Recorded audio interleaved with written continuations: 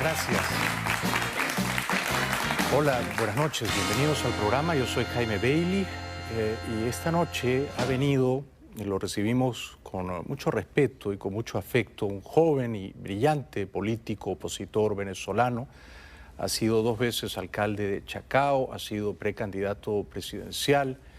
Apenas tiene 42 años, está casado, tiene una hija de casi 4 y un hijo recién nacido este año, Leopoldo, como él. Ha venido Leopoldo López y lo recibimos con un aplauso muy cariñoso. Muchas gracias. Leopoldo, buenas noches. Gracias, Jaime. Gracias. Primero lo primero, felicidades por tu hijo. Muchas gracias, muchas gracias. Contentísimo. Lo bautizamos el domingo pasado y bueno, muy feliz de ir consolidando la familia. Tengo mi hija Manuela, que tiene casi 4 años. Ahora tiene su hermanito Leopoldo. Fue una decisión, digamos, me imagino, debatida con tu mujer, con Lilian, llamarlo Leopoldo como tú, como tu padre, como tu abuelo. ¿Es una larga tradición familiar? Bueno, ciertamente es una tradición familiar y sí, fue un debate, ¿no? Yo creo que le pasa a muchas familias en donde el padre y el abuelo tienen el mismo nombre y estaba el debate, bueno, ¿le vas a poner todo el peso de lo que es el nombre? Sí, ciertamente. Y bueno, debatimos y yo no le di mucha cuerda al debate hasta el último mes, en donde ya, mira, sí, tiene que llamarse Leopoldo, hicimos allí la jugada final y se llama Leopoldo. ¿Prevaleció entonces en ese debate tu posición? Bueno, prevaleció algo que para mí es muy importante, que son las raíces, que es la familia. Mi abuelo, Leopoldo López, fue un joven que en los años 20 fue parte de la lucha que se estaba dando por la incipiente idea de la democracia en nuestro país. Mi bisabuelo había sido un luchador en contra de las dictaduras, en contra de la dictadura de Cipriano Castro, de Juan Vicente Gómez. Estaba preso, pasó 14 años de su vida preso y hizo que mi abuelo se tuviese que ir de Venezuela con todos sus hermanos. Y luego de 17 años fuera, regresa mi abuelo a Venezuela y siempre con esa carga de la historia, de lo que fueron los años del exilio, de lo que es construir un país, siempre con la idea de aportar lo mejor, el mejor talento que se pueda dar para que nuestro país pueda ser un país en crecimiento. O sea que tu bisabuelo era Leopoldo, tu abuelo era Leopoldo, tu padre, tú y mi hijo. Y Leopoldito. Sí, bueno, no me gusta Leopoldito, prefiero decirle Leopoldo. Leopoldo. Perdón por el diminutivo. Los peruanos tenemos esa costumbre de ponerle diminutivo a todo. Por favor, sírvase un cafecito, un champancito. Sí, pero claro, es una manera de ser amables. ¿Cuándo nació Leopoldo? Nació el 10 de enero, un día muy convulsionado en Venezuela. Se fue el día que era la toma de posesión constitucional que se tenía que dar en Venezuela por el nuevo periodo presidencial. Y bueno, y en medio de esa convulsión, nosotros nos estamos pronunciando en contra de una sentencia del Tribunal Supremo de Justicia que vistió a Maduro de candidato presidente, ya viendo a futuro lo que iba a ocurrir. En ese momento nace mi hijo y yo le dije a él, mire, en algún momento el día de su cumpleaños usted lo va a celebrar con un amigo, con un familiar tomando posesión.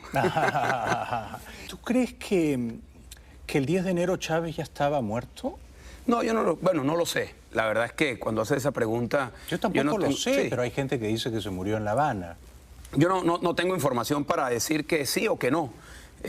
Ha habido mucho secretismo con respecto a eso. Como tú sabes, ese fue un periodo de mucho hermetismo. ¿Pero tú le crees a Maduro? No, yo no le creo a Maduro, ni le creo al gobierno venezolano. O sea, que cuando Maduro anunció la muerte, podría haberse muerto antes. Bueno, ciertamente, porque es que el propio gobierno sembró esa duda. Es decir, esa no es una duda que se siembra fuera del gobierno, es el gobierno quien manejó toda esa situación con mucho hermetismo, mucho secretismo, mucho irrespeto hacia el pueblo venezolano al final, porque nunca se le dijo con precisión lo que estaba ocurriendo. Quizá la propia candidatura de un hombre enfermo, a punto de morir, aspirando a un cargo público de 6 años, era también una falta de respeto. Bueno, eso se dijo mucho en el año 2012. Sí. El gobierno, cada vez que se hacía un comentario en esa orientación, decían que estamos faltando el respeto a la integridad del presidente, pero al final esos comentarios, esas críticas fueron acertadas, porque el gobierno y el propio Chávez sabían lo que estaban enfrentando. Sí. Y llevaron al país a esa convulsión que era innecesario si se sabía qué es lo que estaba ocurriendo. El 7 de octubre del año pasado los cómputos oficiales le dieron a Chávez arriba de 8.100.000 votos y a Enrique Capriles un poco más de 6,5 millones, ¿no? Pero una diferencia de 1.600.000, 700.000 votos a favor de Chávez.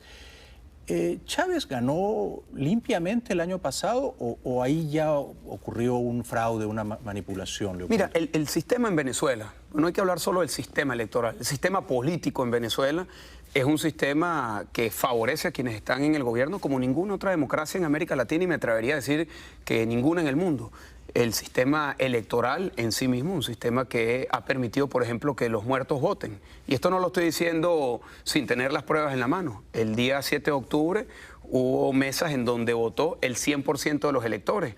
Y cuando revisamos esas mesas, allí habían personas que ya estaban registradas como muertos. Entonces, votaron los muertos el 7 de octubre. ¿Cuántos muertos crees que votaron? No lo sabemos y por eso siempre se hizo la solicitud de que se hiciera una auditoría. Pero pueden ser 200.000. Bueno, pero hay cualquier tipo de número es válido cuando en el registro electoral, según los distintos estudios estadísticos que se han hecho, hay más de 700.000 muertos. ¿Cuántos votaron? No se sabe. ¿Cómo se puede determinar? Bueno, revisando nombre a nombre, firma a firma, cuaderno a cuaderno. Lo que pedía Enrique Capriles y Tibisay Lucena denegó. Ciertamente. ¿No? El cotejo entre el voto virtual y la prueba real de ese voto. Fíjate, lo que se estaba solicitando era no solamente contar el comprobante con lo que estaba en el registro de la contabilidad, sino eso cotejarlo con los nombres, con la cédula, con la huella dactilar de cada una de las personas que votó. En Venezuela se gastaron decenas de millones de dólares en un sistema hiper sofisticado para registrar las huellas dactilares de los venezolanos que votaban.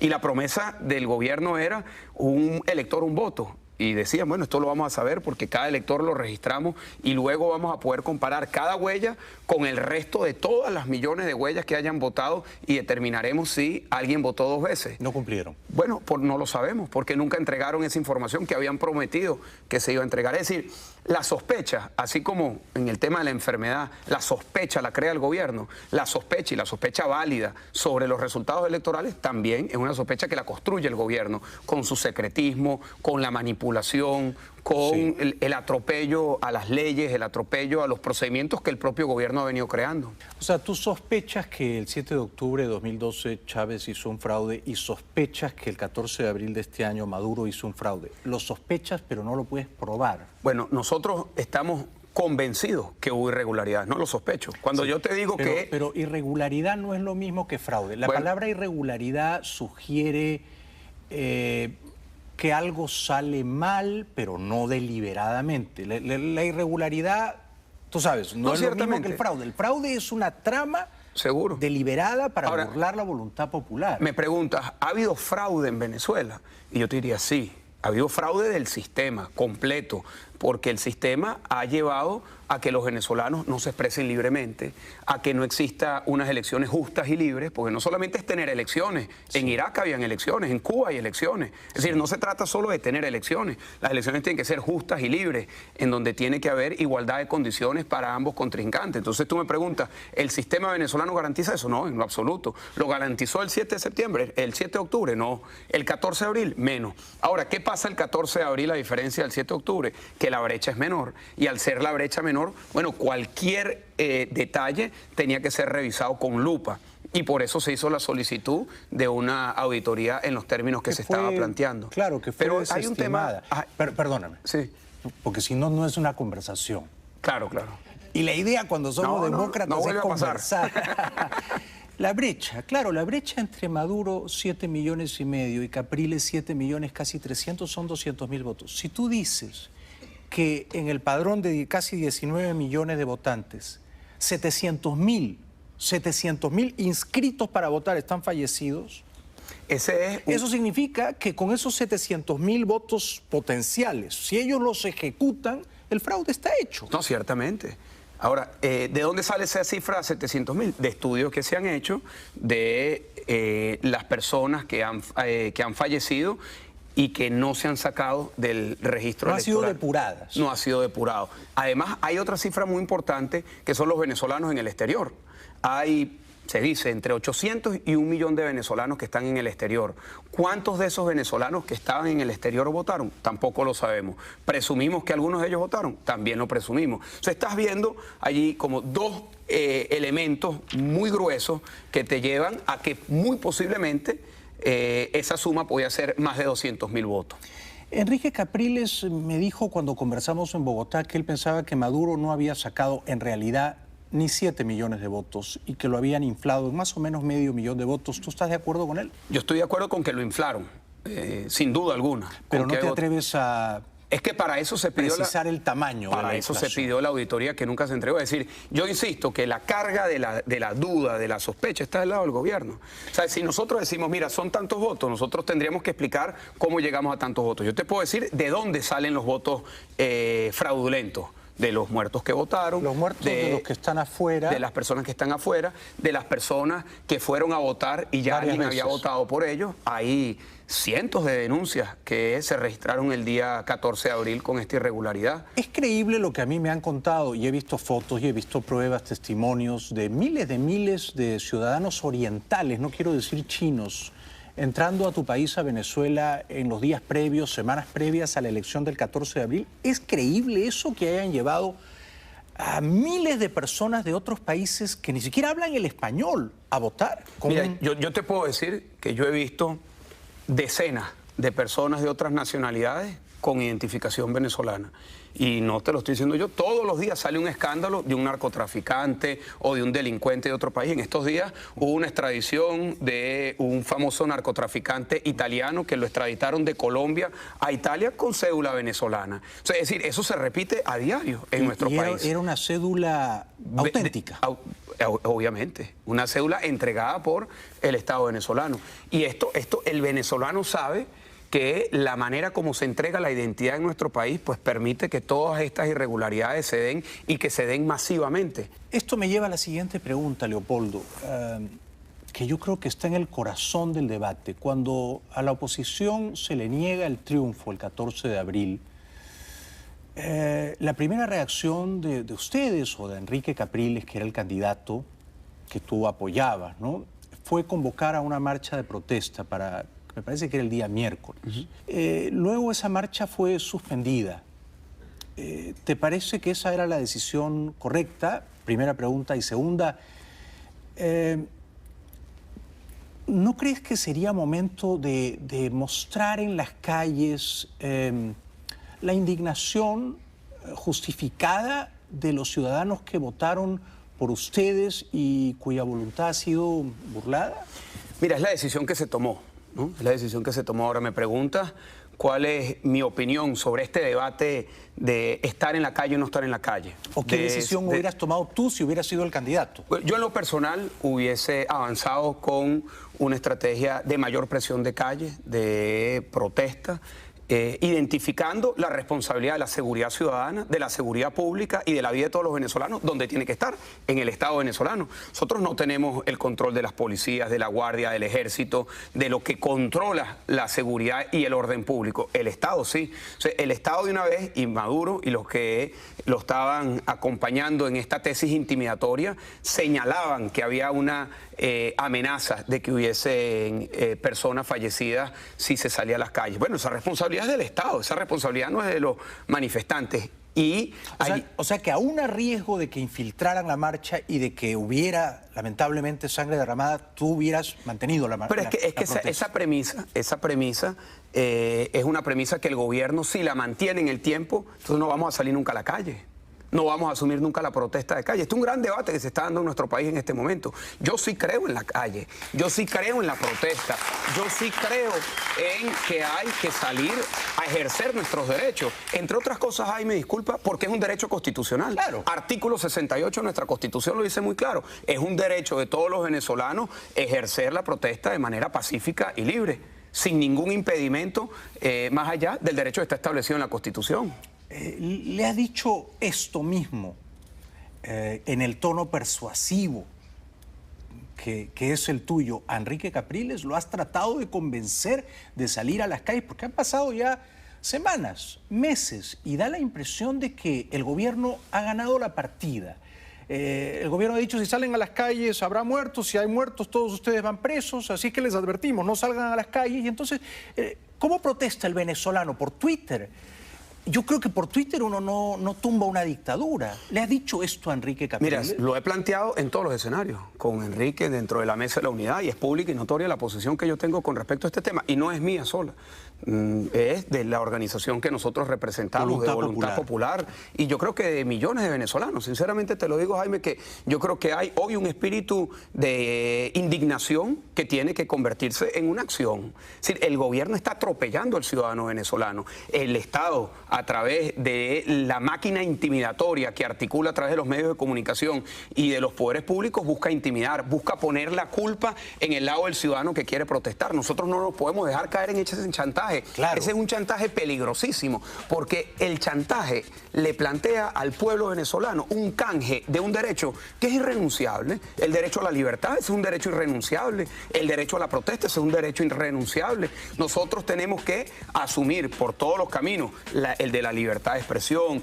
el de la organización comunitaria y por supuesto también el de la protesta, y sobre todo cuando hay un Estado que busca oprimir al ciudadano, asfixiar al ciudadano. Fíjate lo que ha ocurrido con las universidades venezolanas hoy. El Estado quiere desmantelar la universidad venezolana, la autonomía universitaria, que no es la autonomía de que entre o no la policía a el recinto universitario. Eso es una dimensión, para mí la menos importante. La más importante es que el Estado quiere hacer del docente venezolano un empleado del ministerio, así como es en Cuba. Entonces, cuando el docente venezolano en una universidad diga que tenga una posición crítica con respecto a la economía, a la historia, a la biología, cualquier tema, lo despide. Bueno, eso no lo podemos permitir, porque el lugar más sagrado de la libertad de expresión es la libertad de cátedra, en donde se imparte el debate por esencia. O sea, ¿a qué han recurrido los estudiantes y la comunidad universitaria? A la protesta. Y yo, por supuesto, estoy totalmente de acuerdo con eso. Estoy totalmente de acuerdo con que ese derecho se proteste en las calles. A mí me parece muy lamentable que hoy tengamos estudiantes en Venezuela que se están cosiendo la boca para ejercer su voz desde el silencio de una huelga de hambre.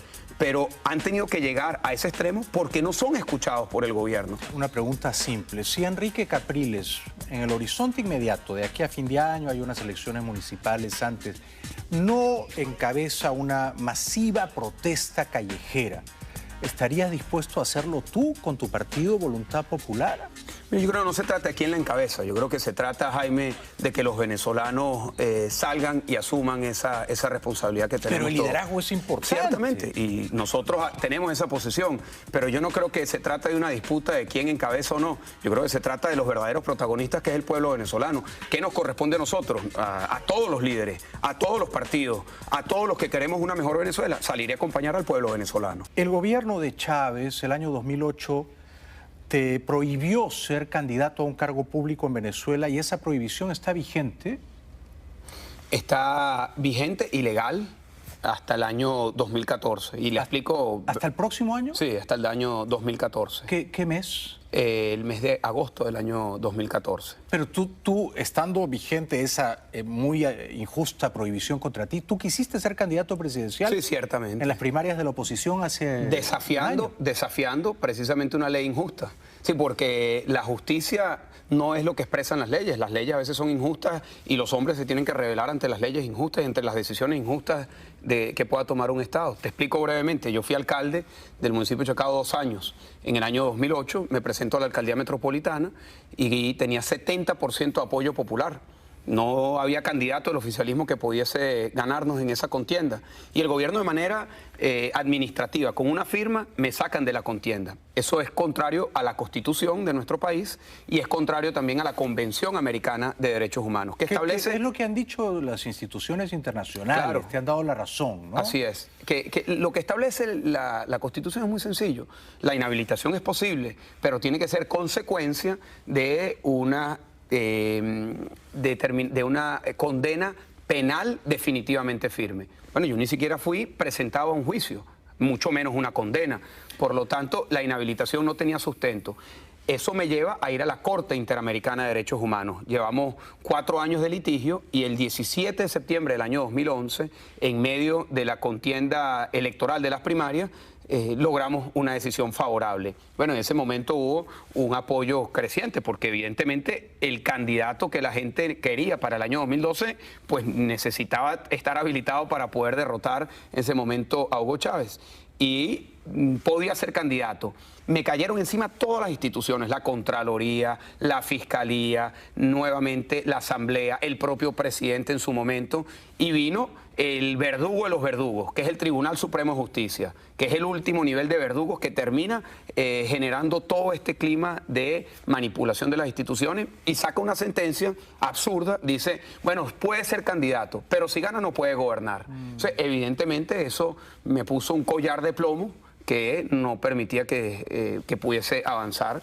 Y en ese momento hicimos una alianza con Enrique Capriles. ¿Tú crees que por eso perdiste las primarias con Capriles? No, es que yo no me presenté al final a las primarias. ¿Cómo que no te presentaste? Yo te vi en el debate. No, claro, pero nosotros, antes que culminara, hicimos una alianza. Bueno, pero si te presentaste, si hubo un debate y tú polemizaste con Capriles, pero no fui a la elección. Nosotros nos unimos con la intención de lograr una victoria, y así fue, una victoria significativa. Enrique gana las primarias con más del 60% de los votos y eso se produce luego de que nosotros hicimos esta alianza. Con la convicción, Jaime, de que necesitábamos un candidato, como lo fue Enrique, un candidato sólido, con muchísimo respaldo, que viniera de un proceso participativo inédito en nuestro país y que pudiésemos salir todos juntos detrás de esa candidatura a buscar el cambio que tanto se merece nuestro país. Leopoldo, te pido una respuesta clara porque estoy confundido en este punto. ¿Chávez fue un dictador? No fue un demócrata, no respetó la Constitución, ni respetó lo que podemos nosotros decir. Sigo confundido.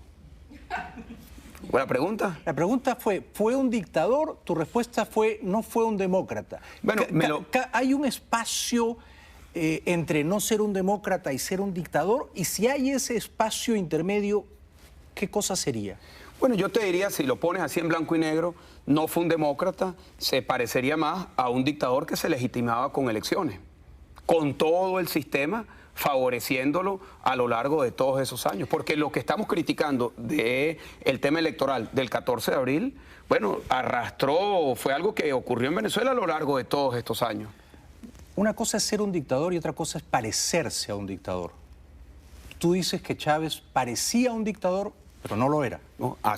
Gobernaba de manera autoritaria, más parecido a un dictador que a un demócrata. Evidentemente, ahí hay unos espacios grises, porque las dictaduras en nuestra cultura y en nuestra historia en América Latina tienen orígenes distintos, no tienen un origen electoral, el origen del gobierno de Chávez fue electoral, ni tampoco tienen legitimaciones permanentes en procesos electorales. Por eso es que este era un caso particular. Ahora me preguntas, en blanco y negro, demócrata o dictadura, yo te diría que era más parecido y era más hacia un gobierno autoritario. Más cercano a una dictadura. Pero lo que veo en ti, y también lo vi en Capriles, es que prefieren no decir que esa fue una dictadura.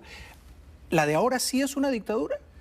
Tiene las mismas características. Es que, te lo digo, aquí entramos en un tema de semántica, Jaime, y yo creo que nosotros allí tenemos que tener también mucho cuidado con las palabras. Bueno, tú te dedicas a las palabras y a la semántica todas las noches. Si nosotros, al decir dictador, podríamos estar negando lo que alguien diría, no, pero fue electo. Entonces nosotros tenemos más bien que calificarlo como un gobierno autoritario, irrespetuoso de la democracia y que no respeta el equilibrio de los poderes públicos. Entonces tú me dirás, eso no es democracia. Yo te diría, efectivamente, eso no es una democracia. Entonces tendríamos que dar una discusión de, bueno, cuál es el nombre que le ponemos. Yo le pongo el nombre, un gobierno autoritario, irrespetuoso de la democracia y de los derechos humanos. Pero la concepción de dictadura que tenemos nosotros en América Latina, como te digo, tiene una historia distinta en nuestro propio país. Las dictaduras tienen un origen distinto, tienen un origen que viene de un golpe de Estado, parecido también al origen que tuvo o que quiso tener Chávez en el año 92. Pero Leopoldo, no solo en tu país, en el mundo hay muchos dictadores, muchos, que han llegado al poder ganando elecciones. Véase la Alemania de Hitler, véase Italia de Mussolini. Son dictadores, son personalidades dictatoriales reñidas con la democracia. El dictador es un dictador. Que ganan elecciones y siguen ganándolas y concentran todo el poder y hacen todas las trampas. Pero si la oposición le dice al dictador que no es dictador, entonces ¿en qué quedamos? Bueno, yo le insisto, terminan haciendo un favor. Bueno, no es una cuestión semántica, ¿eh? La libertad, o eres libre o no eres libre. Ciertamente, pero yo insisto que nosotros en este momento lo que tenemos que evaluar con mucha precisión lo que ocurrió y lo que está ocurriendo en Venezuela. Yo insisto, no es una democracia. Ahora, la calificación de dictadura, bueno, habría que dar un debate si hasta allá se llega. ¿Es un gobierno que respeta la libertad? No, no respeta la libertad. Yo mismo soy víctima de este gobierno y no soy el único. Somos muchos los venezolanos que hemos sido víctimas de la arbitrariedad, de la injusticia. Pero por eso mismo planteo este argumento. Me parece que hay... Tú siendo una víctima de la persecución más encarnizada y sañuda, te han prohibido ser candidato a la alcaldía, te han prohibido ser candidato presidencial.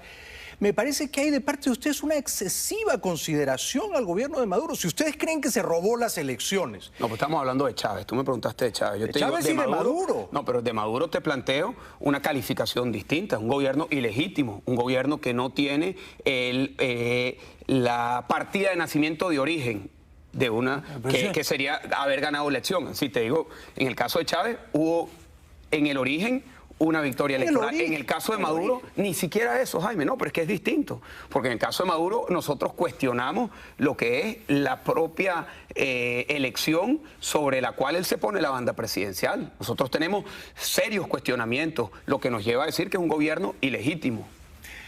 Pero no dictatorial. Bueno, nuevamente entramos en el mismo debate que estábamos. Si no es un gobierno que funda su autoridad en la fuerza y que amaña, vicia una elección presidencial al punto de robársela, es un gobierno que es una dictadura. Ahora, ¿una dictadura con apoyo popular? Sí, con apoyo popular. Hay 7 millones de venezolanos que apoyan a la dictadura.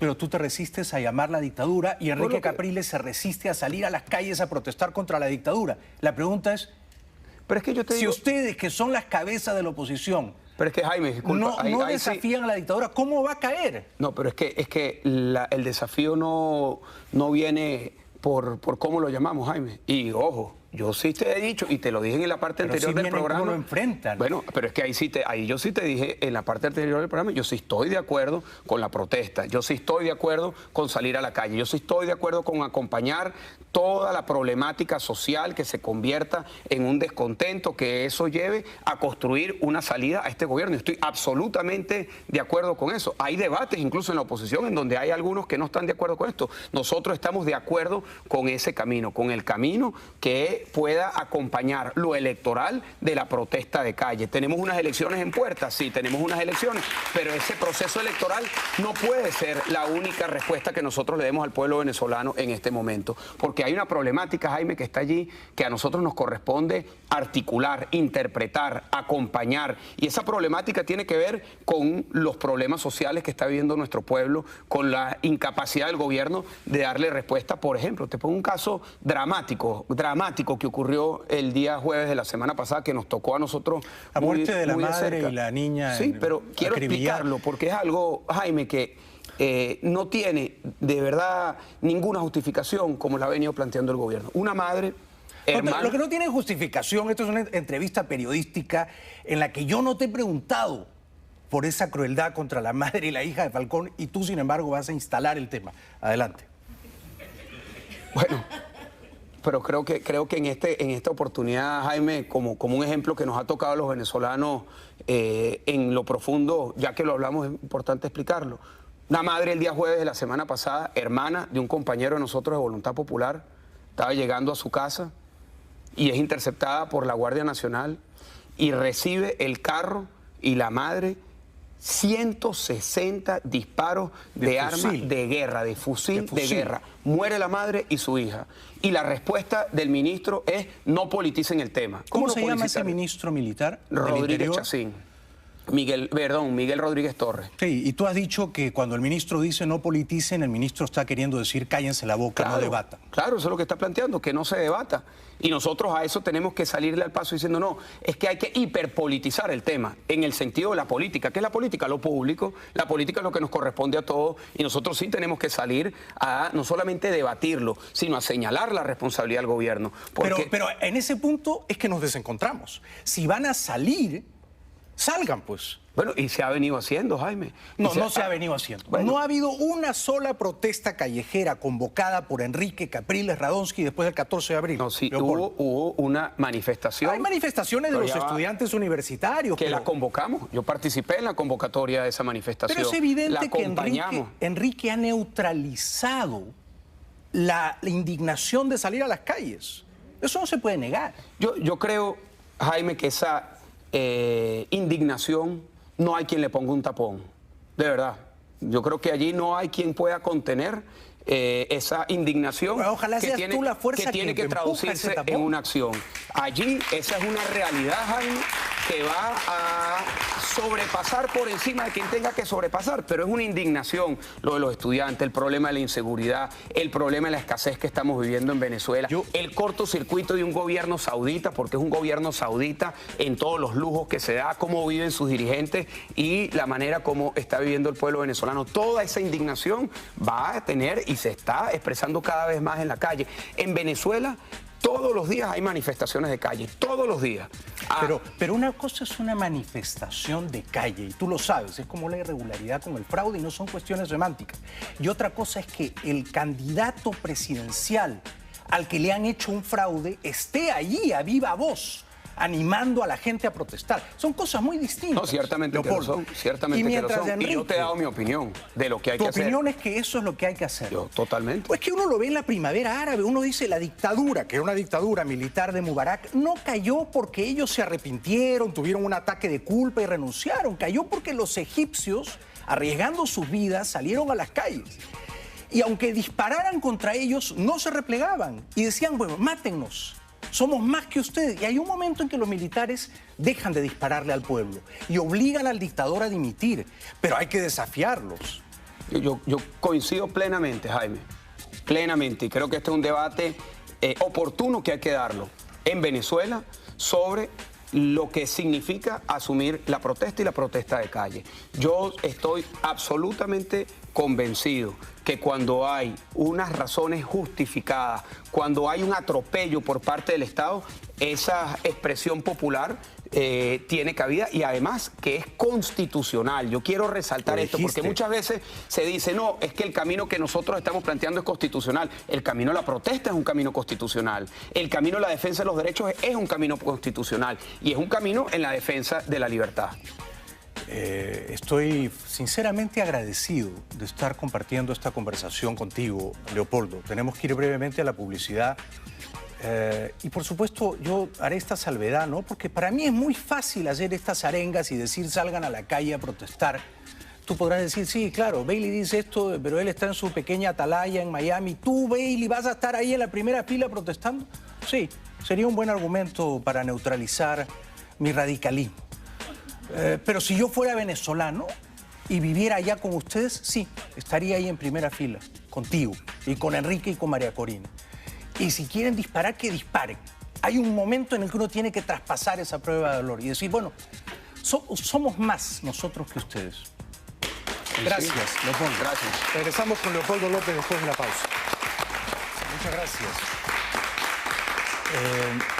Ha venido Leopoldo López, que es un brillante, valiente líder político venezolano, y estamos conversando un poco acaloradamente por mi parte, ¿no? Porque...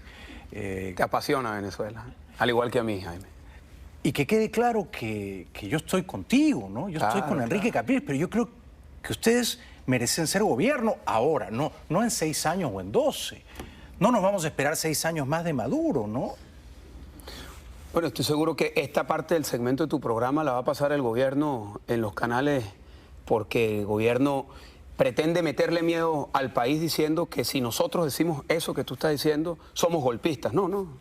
Nosotros no estamos planteando ningún golpe de Estado, ni estamos planteando algo distinto a lo que por derecho corresponde. Si hubo una elección que fue ilegítima, en donde no hubo una revisión integral, claro, tal como se está planteando, porque habían suficientes elementos para decir que el 14 de abril los resultados fueron distintos a los oficiales. El golpe de Estado lo han dado ellos. Es mi punto. Evidentemente nosotros tenemos el camino para dar una lucha muy justa. Y una lucha, Jaime, que tiene que saber llevar en paralelo las elecciones planteadas en el cronograma oficial, si se quiere, las elecciones municipales, las elecciones parlamentarias, con esta lucha de calle que nos tiene que llevar a nosotros, esta protesta que tiene que irse articulando cada vez más, que tiene que irse nutriendo cada vez más de distintos sectores, los campesinos, los indígenas, los estudiantes, los trabajadores, y eso no es desestabilizar, Jaime. El gobierno No, pero es que si los golpistas están en el poder, sacar a los golpistas del poder para recuperar la legalidad democrática no podría ser un golpe. En todo caso sería un contragolpe. Y sería un contragolpe en nombre de la ley y de la voluntad popular. Lo que desde mi punto de vista es más importante es que cada lucha que esté en la calle nosotros la podemos vincular a un derecho. Nosotros desde nuestro partido Voluntad Popular resumimos la Venezuela que queremos construir en una frase sencilla pero muy poderosa: todos los derechos para todas las personas. No parte de los derechos para parte de las personas. Todos, son todos. Son los derechos económicos, los sociales, los humanos, para todas las personas. Pregunta. Profesor. No, adelante. Todas las personas, si son todas las personas, también están incluidos los militares, ¿correcto? Ciertamente todas las personas. Bien. Ahora, ¿los militares son ciudadanos de Venezuela? ¿Y qué ocurre si una parte de los militares, indignada por las concesiones que se hacen a Cuba, por las repetidas violaciones a la legalidad, por el fraude electoral del 14 de abril, un grupo de militares, no digo que sea un golpe militar, digo un grupo de militares quieren restaurar la legalidad democrática en Venezuela, remueven del poder a los golpistas y llaman a unas elecciones con un árbitro que no sea tramposo? ¿Esa no sería una salida razonable? Mira, Jaime, yo te diría que yo estoy convencido, dada nuestra historia como país, como continente latinoamericano, que poner en la decisión de los militares el destino de un país es sumamente peligroso.